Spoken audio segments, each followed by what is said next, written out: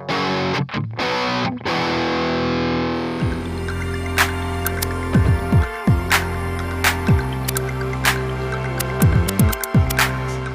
all, today we're going to be going through how to create a chord progression as well as some interesting information around how functional harmony can work. Essentially talking about the build-up of tension and resolution within chord progressions. From the most simple terms to some of the more complex ideas.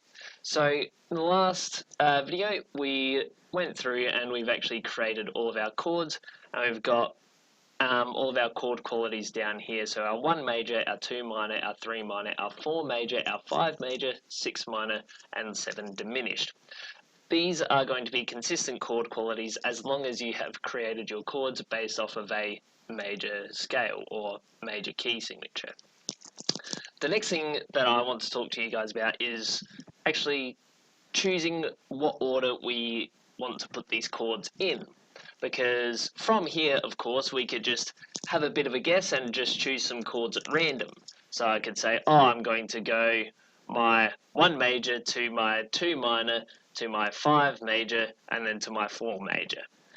Now, doing it in that approach can work and it can be okay, but the issue is that we're essentially guessing, okay? And the idea that I want to put to you guys essentially is to take out a bit of the guesswork and to have a bit of an idea around what those chords might sound like in a particular order, right? So to do this, we actually have a system which is called functional harmony, okay?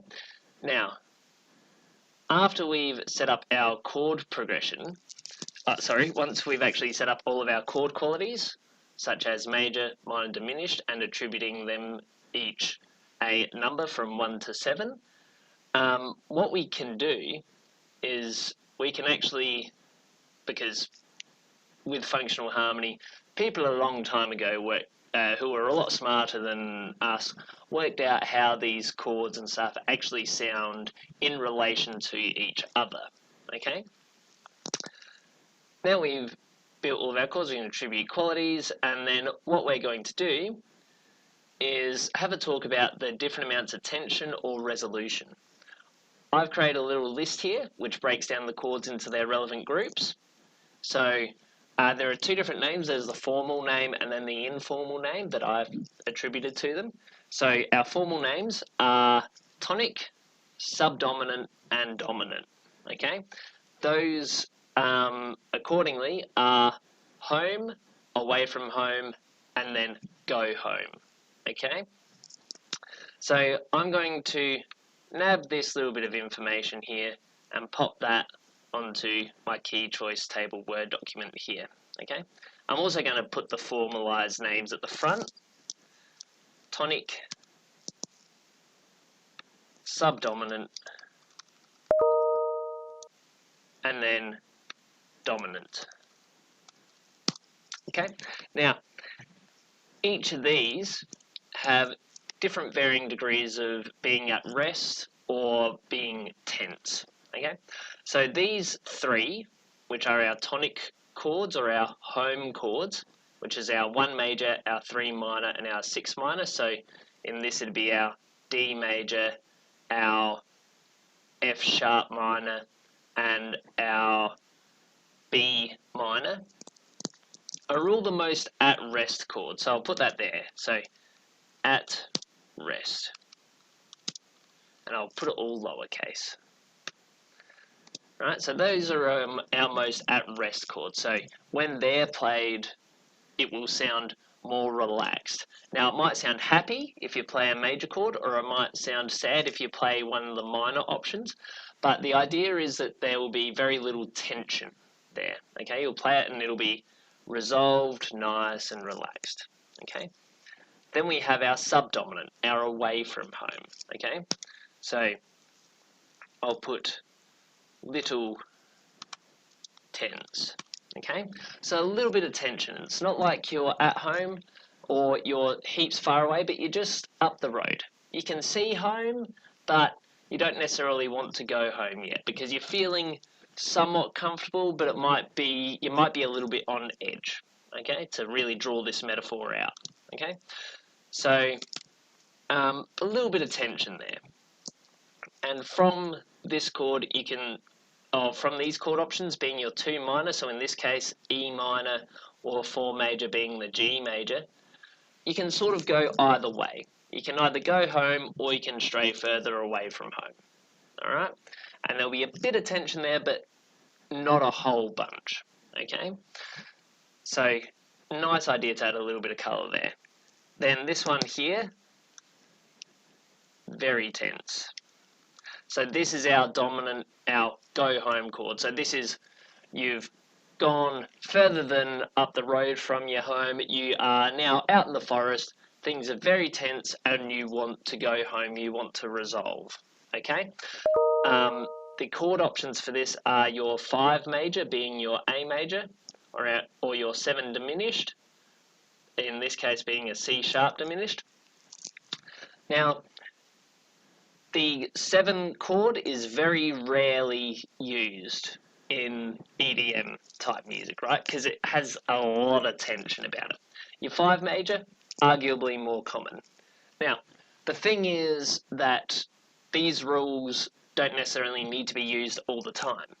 You can choose any other chords from here, but essentially the idea is to bear in mind that these are the sorts of colours that you're going to be creating, or the amount of tension that you're going to have, okay? So it can sort of help to have a little bit of structure and idea around it. So from here, what you can do is you can actually create a chord progression, okay? And the idea behind doing this is essentially you can lay out a series of chords that you want to use. Most common lengths of chord progressions are ideally 2 chords, 3 chords, or 4 chords. Okay. I'm going to do one with 3 chords. Okay. I'm going to start off with a particular chord, then move to another one, then have an elongated final chord. So I'm going to start off with my, let's say, my 6 minor. Okay. Oh, no, stop. Capitalizing me. My 6 minor, and then I want a bit more tension, so I might go to my 4 major, and I don't want things to get super tense, so I'm not going to use my 5 or my 7, but I'm going to finish on my 3. So another way of writing this chord progression would of course be my 6, which is B minor, to my 4 major, which is G major, to, sorry, it's the guitarist in me, I don't want gaps, G major to my 3 minor finish, which is F sharp minor. Okay, so as well as just creating a chord progression, I'm now going to demonstrate how to put this into Ableton, okay, and how to effectively use it. So I've got my Ableton open up here. We're just going to create it within the within a MIDI instrument here. So I'm just going to go into instruments, and I'm going to start off just by finding a piano, okay? Because pianos are really good at showing like basic piano sounds, are very good for showing what a chord progression can sound like. Let's go to this one here. So I'm going to drag and drop my piano onto here, and I'm going to create a MIDI clip here just by double clicking. Now, the thing is that if I put my chord progression in here, things will move very quickly. If I hit play on the MIDI clip, you can see how fast that track moves, like how fast the playback head is going. So if I were to put my chords in here, it would be at this space. We go ba ba ba ba ba ba ba ba like that, right? And that won't sound very good. To put it plainly, it will not sound good. So let's give ourselves a bit more time. I'm going to change the amount of bars of the length of this MIDI clip to 4. So now I have 4 bars to work with. So now I'll have the lengths like this will be bar 2 3 4 1 2 3 4 1 2 3 4 1 2 3 4. Sorry, I didn't count super even there, but you've got more space to work with, is what I'm saying. Now I'm just going to simply pop my chords in as they're written. So B minor first. So B, D, F sharp. So we read vertically B, D, and then F sharp. So let's pop that chord in. So I'll find my B note, here we go, double click to create it, drag it out, then double click to create D, and then F sharp up here. So you can see the notes on the left hand side, and let's check that that has worked. Cool, that comes through. Then my next chord is my 4 major, so my G major, and I know what that is, but G, B, D. Okay, so let's find G, here we go, G, and then B, and then D, here we go. Let's check that that's worked. Cool, nice and simple. Hopefully you guys can hear that all right. And I'll just pop my final chord in, F sharp minor, so F sharp, A, C sharp, so our 3 minor. So F sharp, and I'll make this chord twice as long. There we go. And C sharp up here. Now I know there are a lot of quick ways to do these things, such as duplicating and such, but I'm just keeping it simple. So let's have a listen to this chord progression now.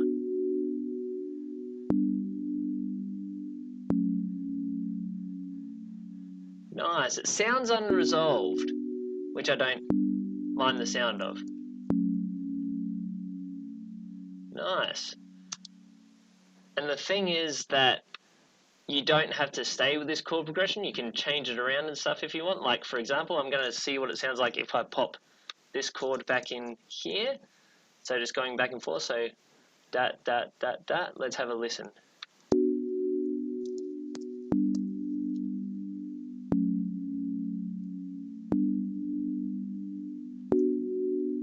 And that's not bad either. I kind of like it a bit better like this though. Okay, that's all that we have time for today.